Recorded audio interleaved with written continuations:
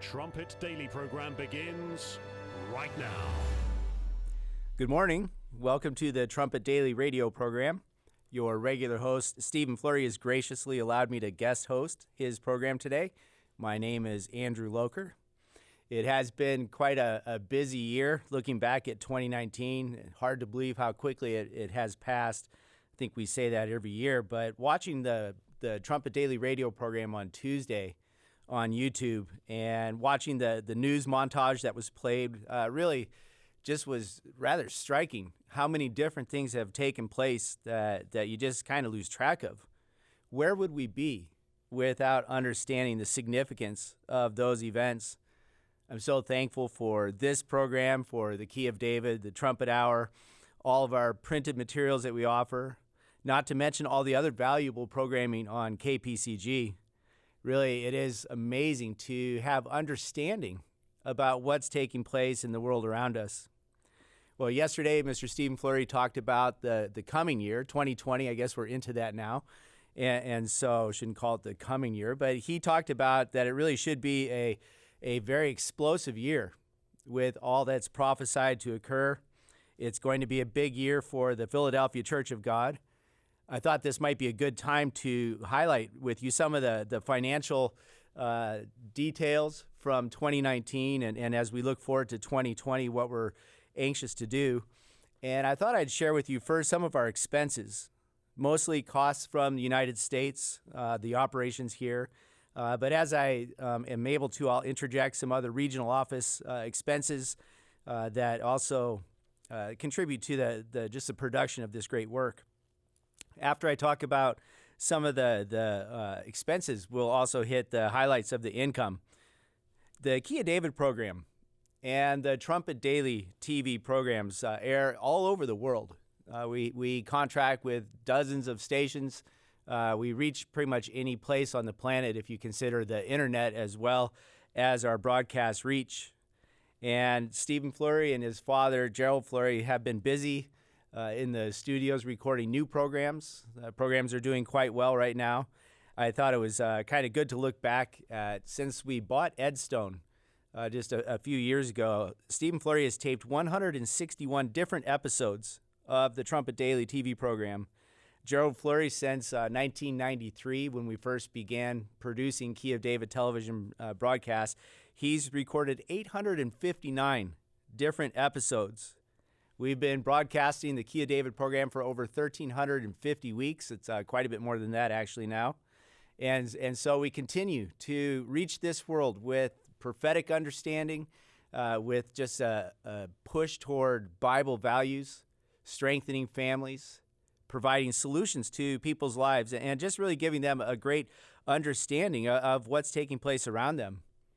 In 2019, the Key of David program responses, just telephone calls in the United States and Canada, numbered over 77,500. That was down a little bit compared to 2018. In 2018, we had daily TV coverage in Chicago, which just kind of always took us by surprise with how many calls we got from that station. Now they changed their programming lineup, and we lost our time there on that daily spot. We also went off WGN in 2017, and we had another national cable that we used in 2018. So with some of those changes, we did see a decrease in the total number of calls. It is a changing industry. I was just speaking with the director of one of the media agencies that we work with, and he said that all the religious programmers and really all programmers are kind of struggling with this evolving model of how people get their news, their entertainment, their religious programming. It used to be pretty simple with just a couple broadcast stations per nation, and then of course that expanded massively with cable TV and then satellite, and then just the putting of video on the internet has really changed the landscape quite a bit. And so we work to try to find the most effective ways to reach people all over the world. We know that broadcast television still, in a lot of ways, is our most successful way of adding new subscribers. But when you look at podcast numbers, when you try to study how many people are watching on YouTube and for how long and other video platforms, it is quite a bit more difficult to quantify the response the viewership. We can look at downloads, and there's just different ways of looking at things. Thankfully, we're not driven by numbers. We have a job to put this information out there. It's a wonderful responsibility. It's great not being driven by response statistics or anything like that. But of course, we do want to be as effective as we possibly can. Even with all of that said, with the changing landscape of how you get a message out there today, still in 2019, we spent $2.3 million on broadcast airtime. That's down about 5% from 2018.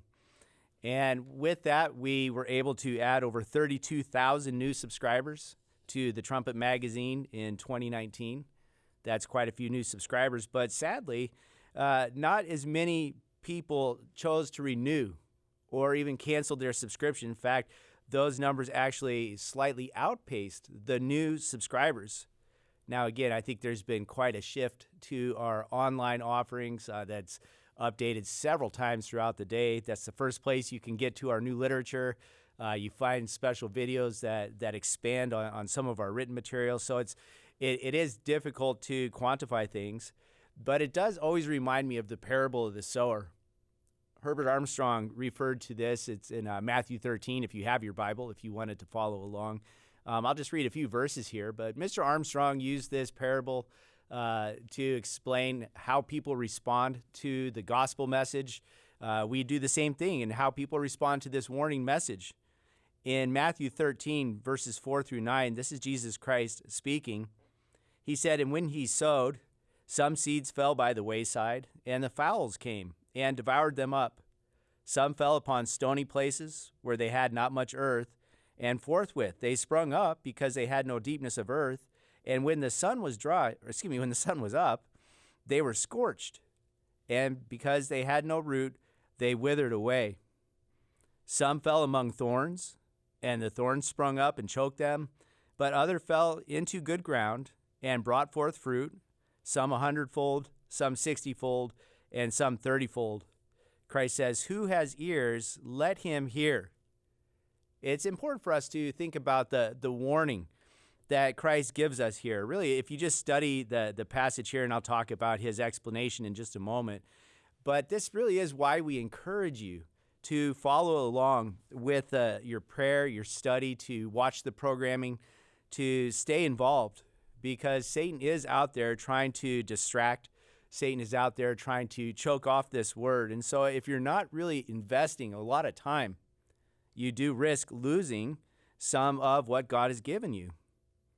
Now, you might remember the story here. Jesus Christ spoke this parable. The disciples were a little bit frustrated because they were given a specific understanding from Christ at different times, and they were a little bit confused. Well, why don't you just tell them openly this good news message?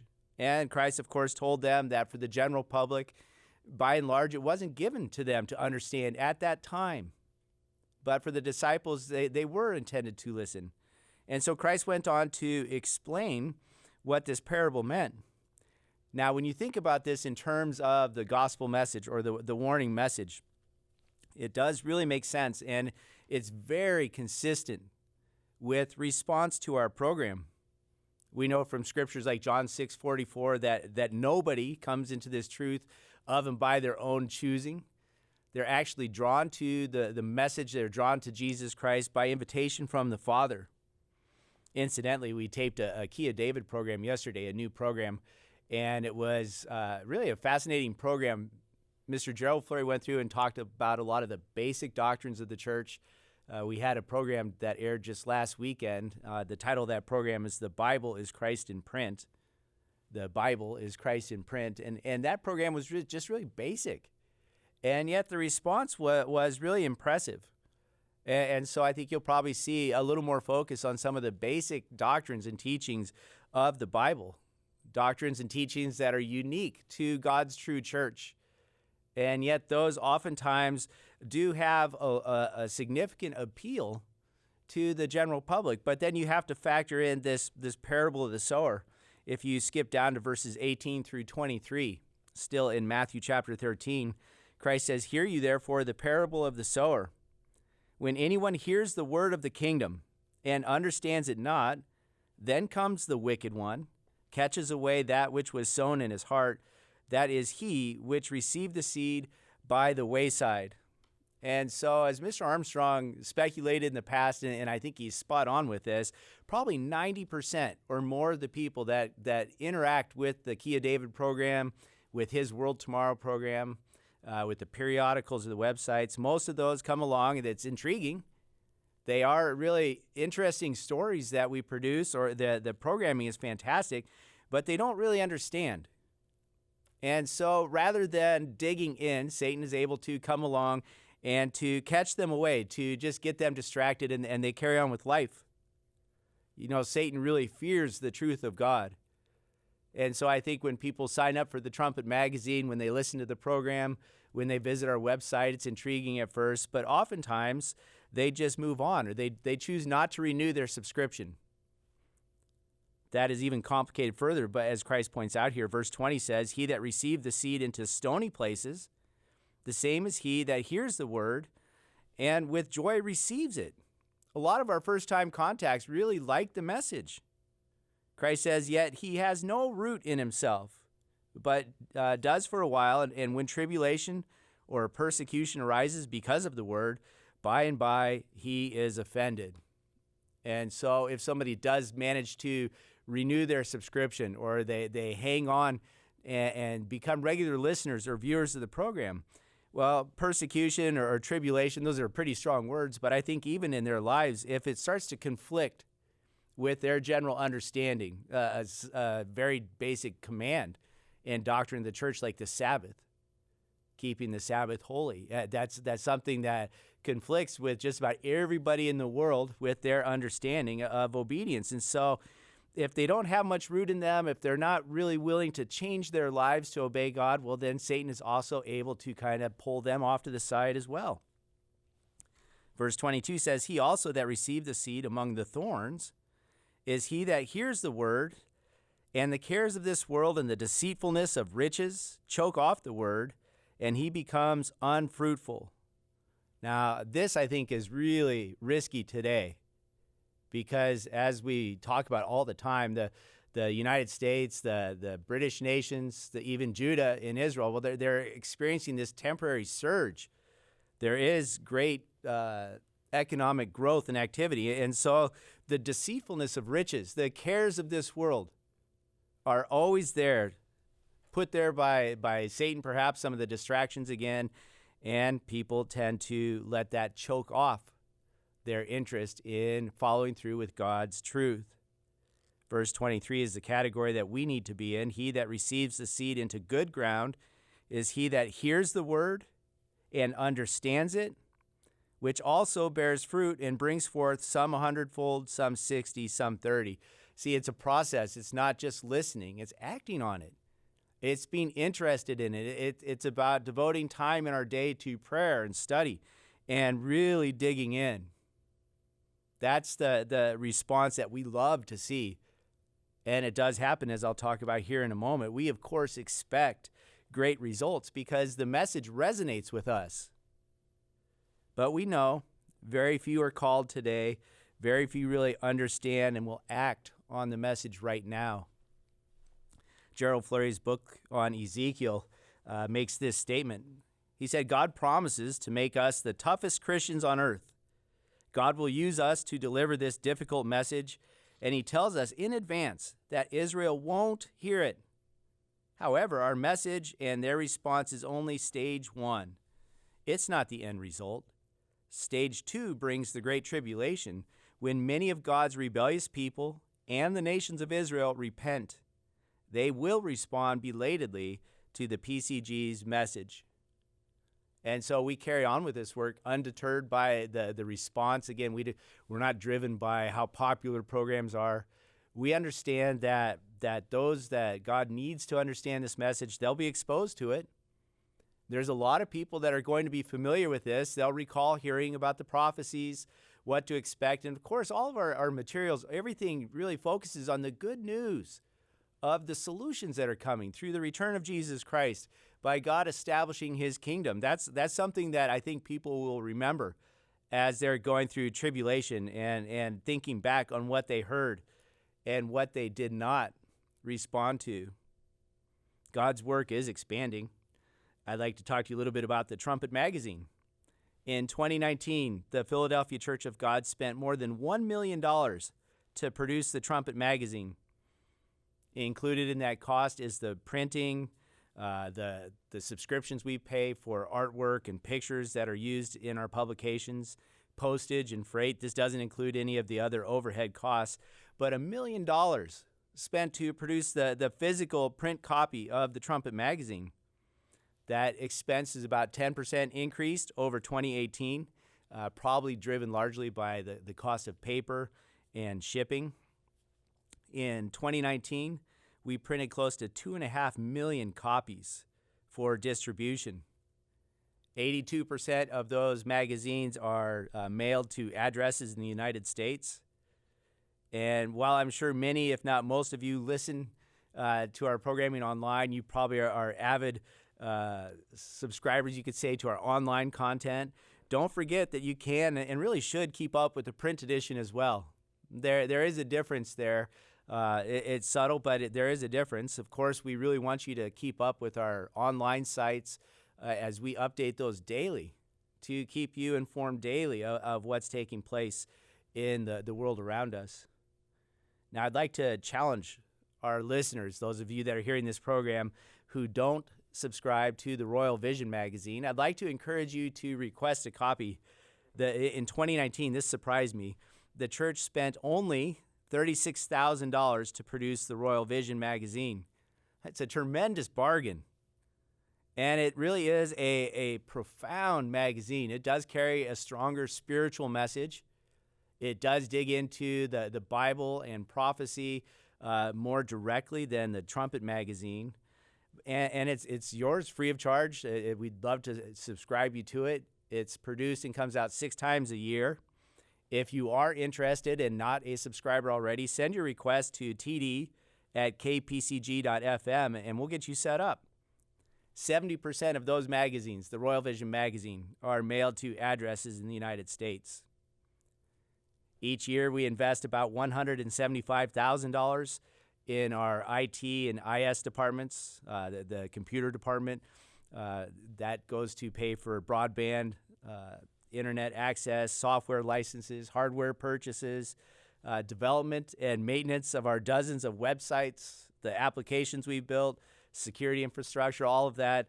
We spend less than $200,000. Even some of the costs for operating KPCG are expensed into that particular department. And then we spread that expense out across the world because really the whole world benefits from that department. But I just wanted to draw attention to that because it's really it's a fantastic bargain. And God has really blessed his work with some wonderful professionals that keep us on the cutting edge. If you do attend services with the Philadelphia Church of God, you know that outside of our headquarters facility, outside of Edstone, occasionally it's used for services. But by and large, if you attend with the Philadelphia Church of God, you meet in a rented hall. We invest the money in sounding this warning message and not in buying buildings for services around the world. And so last year, we spent about $447,000 renting halls for church services each week. That does not include any money we spend for the Feast of Tabernacles. And again, that's just in the United States. Those costs increased about 5% over the previous year. The campaigns, another large expense category for the church. And you've heard a lot about the campaigns. I will remind you that Stephen Fleury has upcoming campaigns scheduled for Birmingham, England, and Belfast, Ireland. And so it'll be exciting to get back into those campaigns. And it's something for us to pray about, to be excited about. I believe we have another online campaign that's being scheduled. But if you look back at our activity, it really has ramped up in the last couple of years. In 2018, we had 6 campaigns in the United States and Canada, and the church invested about $56,000 in those campaigns. Then in 2019, as you know, 16 different campaigns were conducted in the United States, 3 of them in Canada, and a number also in the UK, which isn't even counted into that number. The costs or the investment in those campaigns ramped up to $145,000. We've had tremendous results from those campaigns. There's a net increase in the number of people attending church services with the Philadelphia Church of God. We've had a nice increase from 2018. And I think a lot of that, or at least some of that, you could attribute to the campaigns. Just getting out there and really encouraging our listeners to dig in, to act, to be counted among those that are the seed in good ground, that start to really bear fruit. It's a wonderful experience. It's something we encourage our listeners to follow through and to really make this a priority in their lives. You'll find that it's just deeply fulfilling and really gets to the core of the purpose of our existence. Jerusalem, another expense for us. In 2019, we actually had a net gain of $52,000, and that's thanks largely to the very generous donations for our efforts there that actually outstripped our costs in 2019.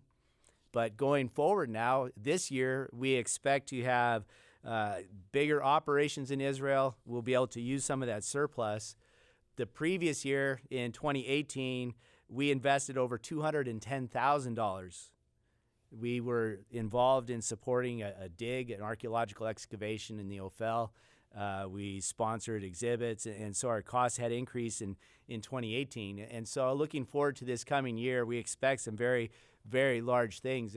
I think you can kind of watch where God inserts money into his work, and there's a significant uptick in donations to our Jerusalem fund.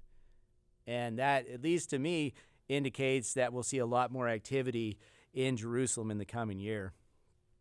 Well, there is an important Bible principle that governs how this work of God is carried out. It is shocking to know that we're probably the only Christian church on the planet that follows this instruction. I think there's others that do to a limited degree. It's something that always kind of shocks the different business professionals that we work with. We offer everything free of charge. We don't solicit funds. We don't demand payment. We encourage people to obey God. God has certain laws in place that dictate what we are to do with our finances. And God does bless a cheerful, generous giver, somebody that wants to give and support. In Acts chapter 20 and verse 35, the Apostle Paul said this, I have showed you all things, but he showed them by his example. I've showed you all things, how that so laboring you ought to support the weak and to remember the words of the Lord Jesus, how he said it is more blessed to give than to receive. That is the motivation that underpins the work of God. We are more blessed.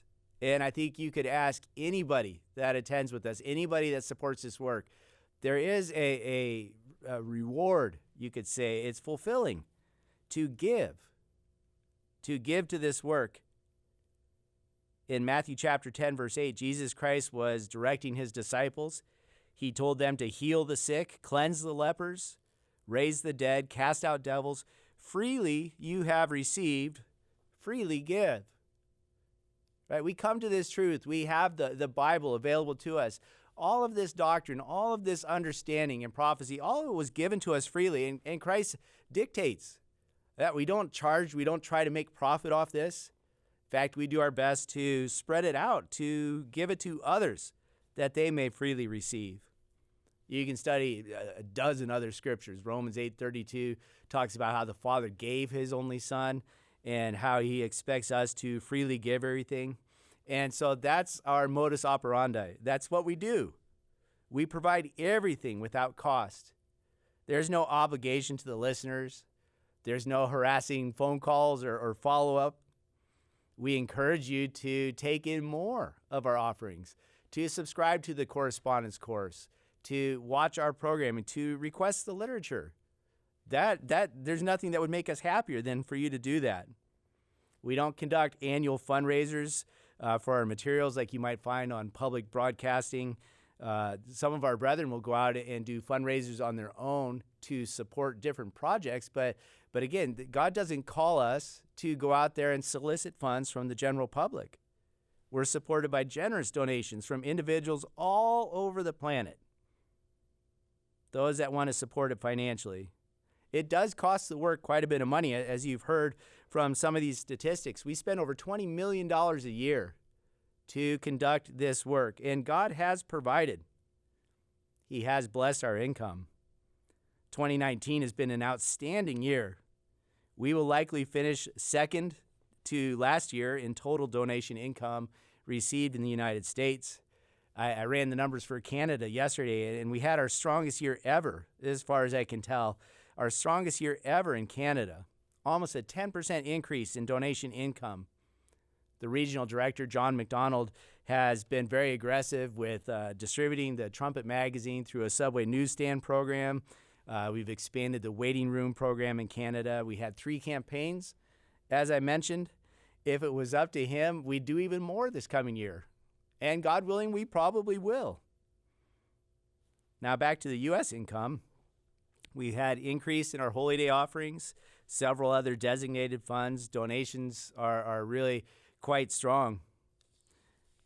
We had, I just had a note here that how thankful I am that everybody is so generous. It really does make my job with the work very easy to budget and to work with what God gives us. He always provides.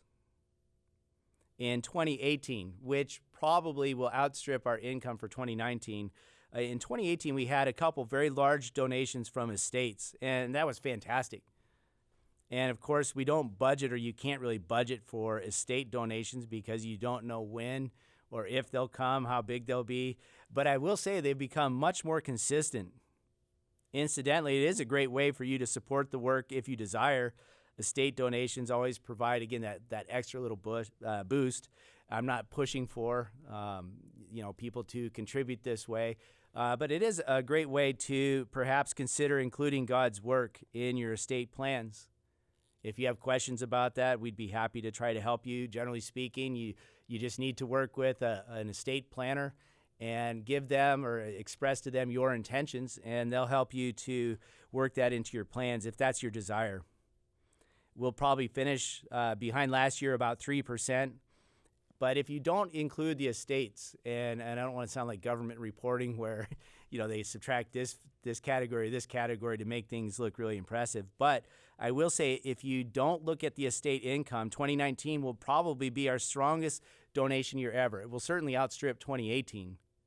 And I think there was one year about a decade ago where we had an especially large donation. But we might even outstrip that. And so donations to the work have never been stronger. And I'm very confident that 2020 will continue in this very positive direction. We will be expanding into Israel. We'll be doing more on television. We'll continue with the campaigns. We have a ministerial conference scheduled. We have summer camps. In fact, there's a camp just wrapping up now in Australia. It's just really a very exciting work to be a part of. Please express your thanks to God for all that He provides in this work.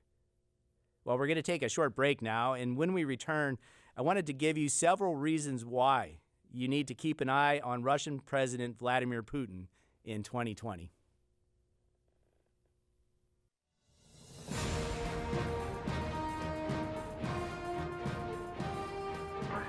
This is KPCG-FM, and this is the Trumpet Daily.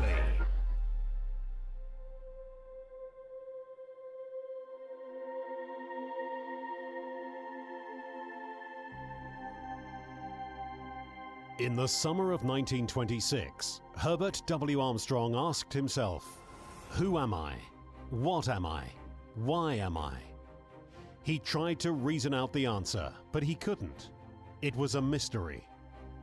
Not long after that, he was confronted with a mind-disturbing challenge on the theory of evolution and the question of Sunday observance. After many months of virtually night and day intensive study, the answers were revealed with proof that was positive and absolute. These answers, and many more, are thoroughly explained in Mystery of the Ages, which is available to you at no cost or obligation. Time has proven Mystery of the Ages to be the most important book written in nearly 1,900 years. This world's humanity has been blinded to who, what, and why man is, how man appeared on Earth. Man has been mystified by his inability to solve his problems or find answers to the perplexing questions of mankind and the world he inhabits. All these mysteries were long ago revealed by the one supreme authority of all knowledge, but in a coded message, not allowed to be revealed and decoded until our time. In Mystery of the Ages, these great mysteries of life are thoroughly explained in vivid detail. Request your free copy of Mystery of the Ages today. Email your request to td@kpcg.fm or visit thetrumpet.com. The Trumpet Daily. Well, I love talking about the work of God, so I hope that didn't bore you too much with all the details. I know it doesn't bore you. It really is a very exciting work to be a part of. The incentives that God has in place really seem to be blessed.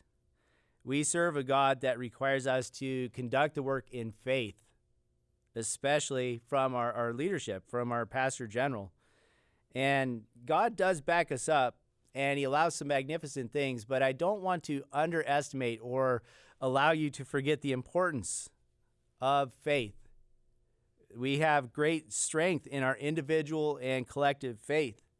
But as Christ said, that when he returns, it's going to be sorely lacking in this world outside of his church. And so we need to really build toward having that faith. We don't look at numbers. We don't budget based on, income that's expected, and we have to, try these different things to generate more income.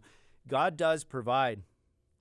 Now, I spent a little bit more time at the start of the program than I expected to. But again, it's just very exciting looking forward to 2020 and to know that God continues to promote the different things that we're doing.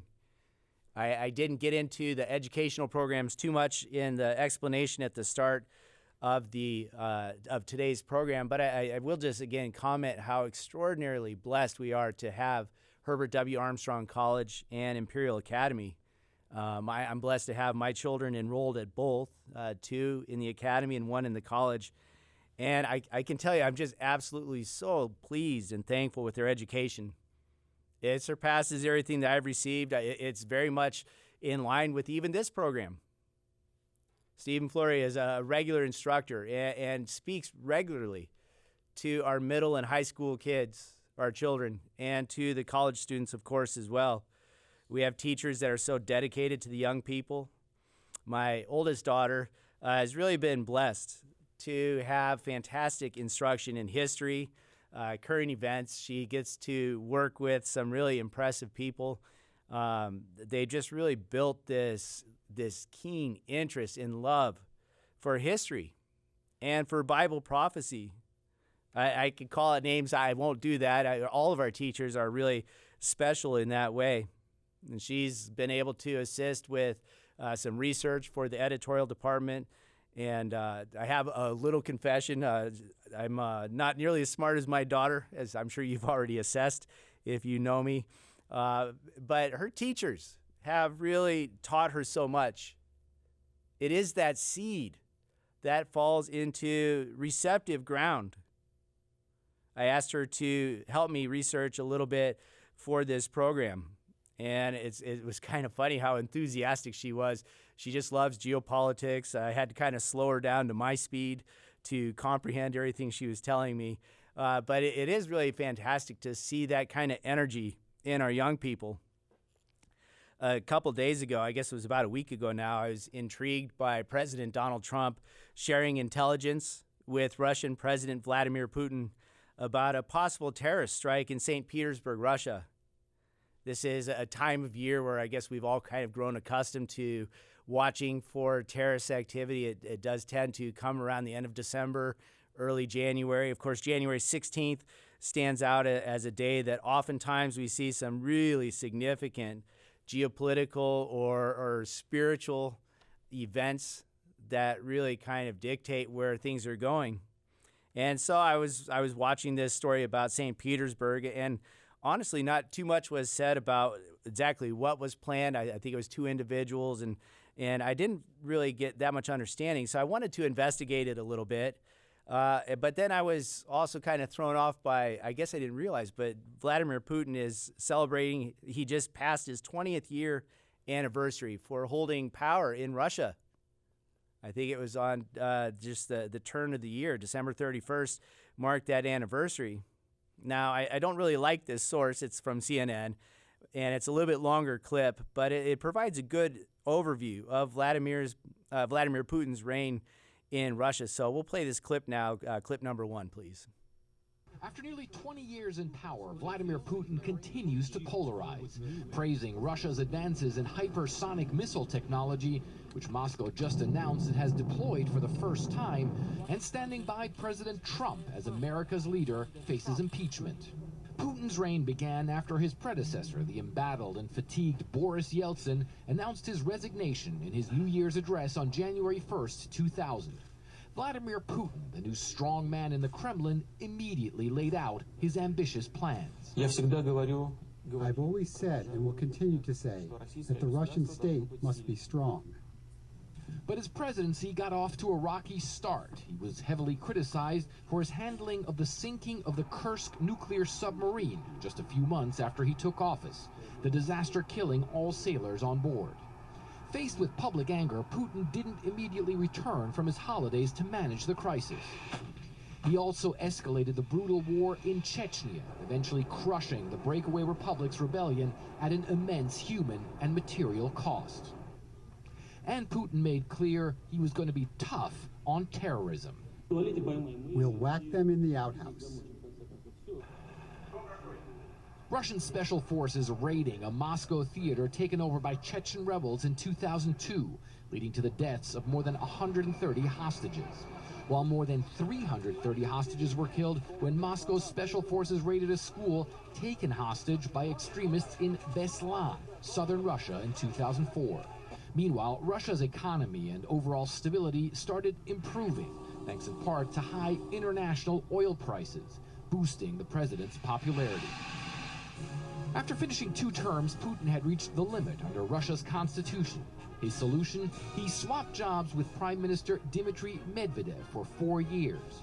Medvedev then changed the constitution, extending the terms from 4 to 6 years before Putin's return as president. But even while he was prime minister, it was always clear that Putin was the man in charge, and the West was put on notice. Russia was returning as a force in international politics. In 2008, the Russian military invaded Georgia, occupying South Ossetia.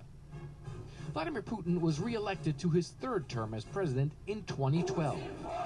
But not all Russians were happy. Massive protests engulfed the streets of Moscow, Russian authorities crushing the opposition movement despite international condemnation. Vladimir Putin's 2nd stint as president has been defined by confrontation with the West.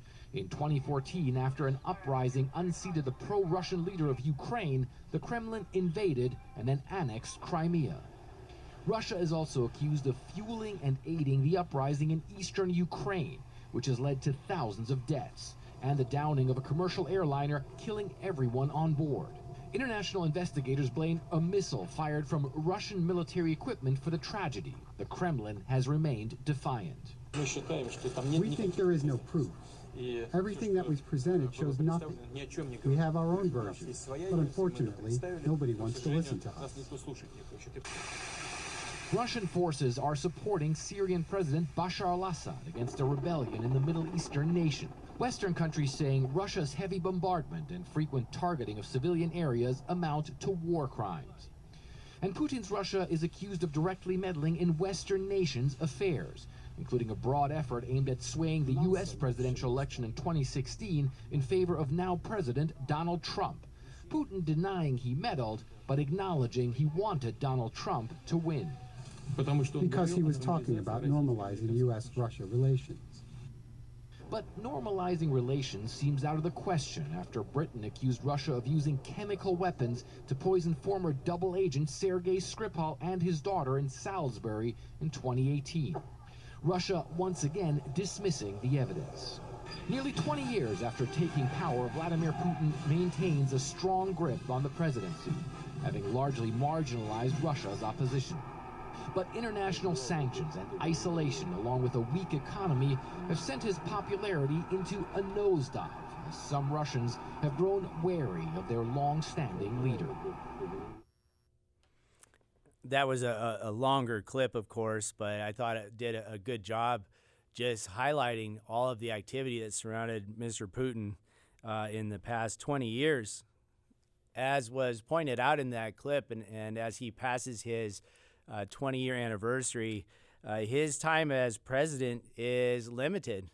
The Russian Constitution only allows for 2 consecutive terms. And so come May 2024, constitutionally, President Putin is required to step down. Now, there's some interesting options for him to extend his power, and that's what I wanted to discuss with the time remaining. And again, I have to apologize to my daughter. She gave me just piles and piles of information. And really, I think this is going to be a very big story as we go through 2020. It's very interesting to watch how the political maneuvering is setting things up. And as I said, it's kind of a complicated story, but let me take you back just a few days to Stephen Flurry addressing an article that was written by Richard Palmer that appeared on the Trumpet.com. The title of that article was "America Slams the Brakes on Russian-German Gas Pipeline." This is from December 24th, 2019. It's on the Trumpet.com, written by Richard Palmer. And Stephen Flurry talked about that headline, and he talked about the Wall Street Journal that explained the sanctions that the United States, that Donald Trump had signed into law that effectively stopped the construction project of Nord Stream 2, which is a gas pipeline that flows from basically the St. Petersburg area through the Baltic Sea, or the Baltic Sea. Got to get my geography right. It flows on then down and connects back to land in Germany. It bypasses Poland. It bypasses Belarus. It is a unique way for the Russians to get gas directly into Germany, and it's kind of upset NATO. It's upset the United States. This halting of it now has upset the Germans and the Russians, and so it is something that I'm sure we'll be hearing quite a bit more about. It's a €2 billion project, and as is pointed out, it's mostly finished. And again, this has divided all of these different nations. Everybody's angry with what's taken place. I'd like to play to you a clip from Stephen Flurry's program from December 24th, where he addressed what the significance is of this new law put into place by Donald Trump. So clip number 5, please. Doesn't this demonstrate just how powerful and effective a siege, an economic siege, can be? Here's the United States of America. While it still has some power, there's certainly a temporary resurgence. But here's President Trump saying, if you don't pull out of this deal, then we're going to slap sanctions on you. And as we know from Bible prophecy, this is a power that other nations are going to use as well.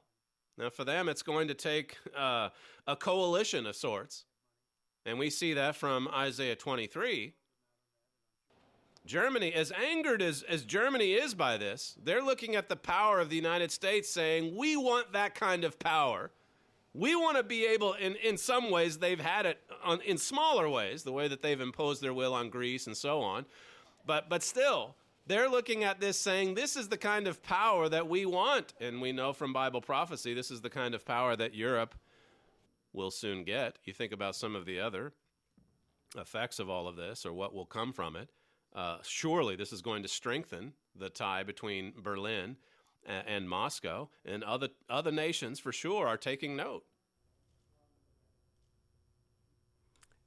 It's a great assessment of what's going on. These are complicated geopolitical events, and CNN was wrong, I think, in their assessment that Vladimir Putin would have rather had Donald Trump in office because of actions just like this. Donald Trump would respond to geopolitical crises with passing law that does stop the threats to the United States, that does promote Western ideas perhaps more. I think we know from experience from the previous administration that the likely response would be to counter Russian and German aggression with blankets and with MREs.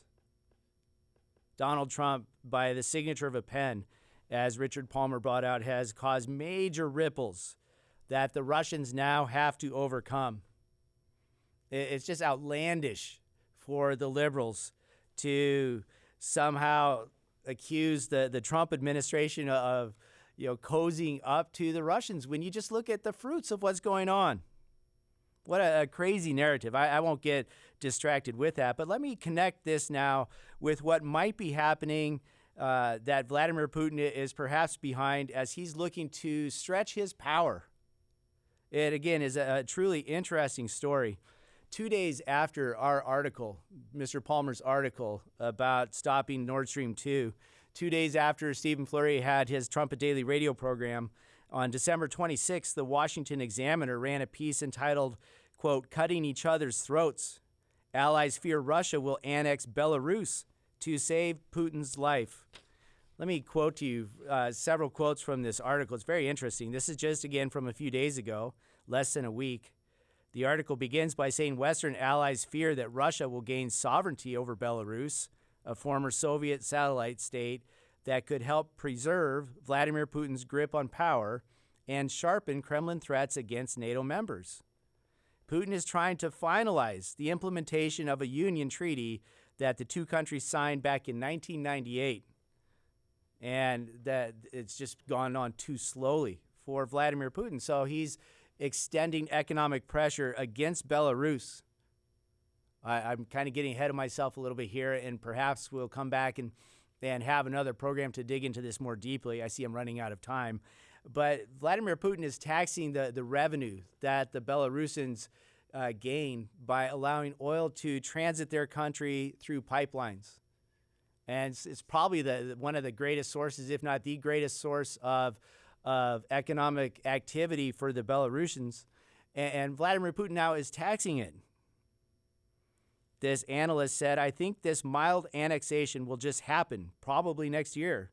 To be honest, my personal feeling is that it's already a done deal." That was a Slovakian or Slovak Republic analyst that made that statement. This article says such a maneuver could end Lukashenko's tenure as the last dictator in Europe while providing Putin with a political life preserver. Currently, presidential term limit law requires him to leave the Kremlin in 2024. A union with Belarus would allow him to circumvent those limits and continue to rule the revised Russian state pending a new election, which he is expected to win. A little further down in the article, again going back to that analyst, it says, overall, since the Soviet Union collapse, we have not drifted apart too much from each other. Sorry, that was a statement by Lukashenko. Basically saying that the Belarusians, don't even know how to say that, and the Russians, they're really kind of lockstep together. He was meeting with President Putin in St. Petersburg. Again, that's where a terrorist act was just thwarted. I think all of this is kind of tied together. St. Petersburg is, again, essentially the headwaters, generally speaking, of Nord Stream 2. And so you find all of this activity starting to tie together. Now, of course, there's protesters in Belarus, and it really is a risky prospect to protest Vladimir Putin and Lukashenko, but they're doing it. They said it seems in 2020, or they said it seems 2020 will be a critical year for Belarus's future and independence, and these protests are not the last. And so you find this very interesting geopolitical pot starting to boil. It says the Baltic states that are in between Kaliningrad and Belarus are also probably the weakest link in NATO. Belarus is very far to the west, so the Russians can use it to project power. And they had done so historically as the Soviet Union. When Belarus was under their umbrella, they staged some of their most sophisticated intercontinental ballistic missiles, the SS-25. They stationed those. About 25% of their inventory was staged in Belarus. It's about 600 miles. Belarus is about 600 miles closer to Europe. This huge missile, it has a 0.5 megaton capacity. It was quite a threat to Europe. Now, Kaliningrad, as this article points out, is a Russian enclave that Moscow has controlled since the Cold War. And Kaliningrad, if you just look at a map, again, it's over there. It's just north of Poland. But this is, as this article points out, it's just been stockpiled with Russian military assets. And again, it creates this fear for Poland and Lithuania in particular, but all the Baltic states, Lithuania, Latvia, Estonia, they could easily be cut off from NATO if Russia was to control Belarus. This article finishes by saying it's a bit too late, to be honest with you, because the country is completely dependent on Russia, this analyst said. If something were to happen, like what's happening in the Ukraine, I'm not sure the population would resist. So that's one of the ways that Vladimir Putin can stay in power. And if he takes this action to annex Belarus, as he did Georgia, as he did Crimea, it also puts geopolitical pressure on Ukraine, as it kind of surrounds that territory as well. And so he preserves his power. It's also a way for him to strengthen Russia. It weakens NATO. It provides just a hugely important buffer between Germany and Russia. And as these analysts point out, the deal is pretty much already a done project. It's almost guaranteed to go through. This would allow President Putin to bypass the constitutional limit that puts constraint on his reign of power. Belarus is a very important country to Russia for the gas pipelines that flow into Europe. In fact, more gas flows through Belarus than any other nation. And now you start to look at Donald Trump tying up the Nord Stream 2 project, and Russia sees greater need to control Belarus. The Russians are committed to Nord Stream 2 and will likely work their way around some of the delays there, but Belarus now comes into focus. If you just look at history a little bit, you'll find that Belarus is part of the North European plain. It is the gateway for the Holy Roman Empire to invade Russia. And so again, controlling that space by the Russians instead of NATO is of utmost importance to Vladimir Putin. Well, I have just one more clip that I want to play. This is from a Kia David program that was broadcast 15 years ago. And it's entitled Russia and China in Prophecy. It's just a short clip, but it gives you some context into what is taking place in this region. So clip 3, please. But think about this for a moment. What was it that really wrecked the Soviet Union? What caused them to collapse? Well, a bad economy, a weak economy. But now Mr. Putin is correcting that problem, and I think you need not forget, or you should not forget, that he also was a leader inside the KGB when the communists were in power. So I suspect he was trained for such deals. Wouldn't you think so?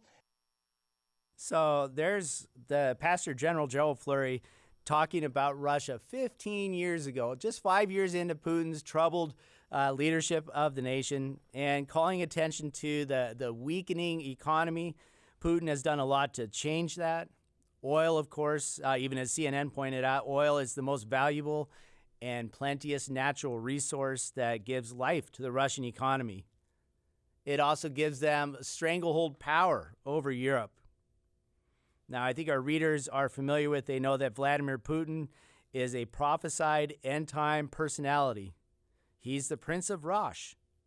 We have a booklet that proves that point to you. We have a reprint series, more than a dozen articles to give you an understanding of the Prince of Rosh. Richard Palmer sent out a trumpet brief on December 31st. It's been referred to already in some of the programming here on KPCG. And basically, it was a summary of 20 landmark articles from Gerald Fleury. And on that list, the third article down is Vladimir Putin the prophesied Prince of Rosh? That was printed in February 2014. The summary that Richard puts here says, at the close of 2013, Russian President Vladimir Putin rocked the world with his invasion of Ukraine. The U.S. Secretary of State at the time declared that Russia was acting, quote, in a 19th century fashion, end quote. He just couldn't understand this incredible act of aggression. Others were less shocked. But still, there is a critical element of this story that even the world's best analysts don't understand. This article gives you that missing element. And that's perhaps a great place for me to start to wrap up this program, to encourage you to go back to that categorization, those 20 important articles, to listen to Trumpet Hour from yesterday, to go back and study our resources that educate you about history and prophecy, that help you understand the significance of these events and ties them all together. As we get into 2020, we do need to keep our eye on Vladimir Putin. We do need to watch as he works to strengthen or to preserve his political future. We know from the Bible that he will preserve it. So there's a lot of exciting events for us to watch. It's exciting to see how God is blessing this work, as I talked about in the first half of today's program. God does intend for us to declare all of this through print, on the internet, through video, through broadcasting. He is providing the means to magnify this message. So as we start 2020, make sure you invest time listening, watching, and reading what is produced. Be that seed in good ground. Keep an eye on Vladimir Putin in 2020, and specifically watch Belarus. Well, I'm sorry to be so rushed. I certainly do thank you for listening. We encourage you to send feedback to td@kpcg.fm. So have a wonderful day, and I believe Stephen Flurry will be back with you tomorrow.